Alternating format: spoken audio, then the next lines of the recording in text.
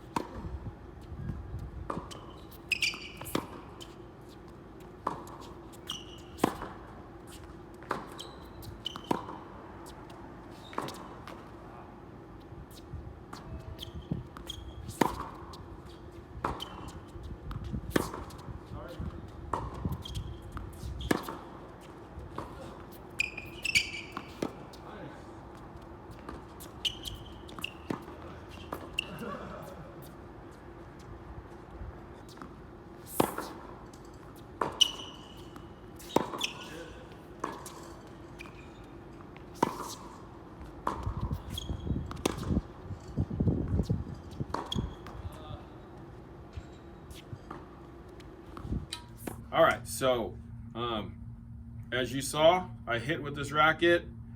The interesting thing about this racket is it is a 305 grams, but the weight distribution is a little bit more towards the head. Specs on this racket is it remains a 98, right? 18 by 20. It's a 10.8 before strings and 11.4 with the strings. The beam is 23, 22.5. Now, strung spec is 3 points head light. So there's actually a good amount of mass in this head, right? So for you who want millimeters, that's 335 millimeters. So that's a good amount of head heaviness in here.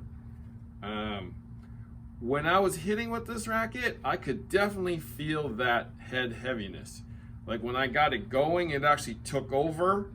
In some shots, I didn't really have time to lift, but I mean, you guys know I like weight. So I got pretty comfortable with this racket pretty quickly. I mean, for being a 305 and having the weight at the, out here, I actually liked it a lot. Had good feel, felt really solid. I hit through the ball really well. I got used to it like within 5-10 minutes. Felt like home. I also strung it with that new Tecnifibre Triax in the 16 gauge. This one I strung at 52. The one I hit with was 48. So I was kind of launchy with it at 48. If I missed it by a hair, the ball took off. So 52 was definitely better with the Triax in this frame, but felt solid. Now, what did they change with this racket? So the RS stands for an R-shaped cross section. So there's an R shape in this cross section all the way through.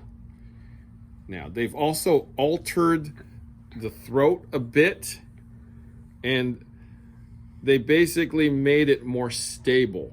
So the R-shaped frame, the R-shaped beam gave it more stability.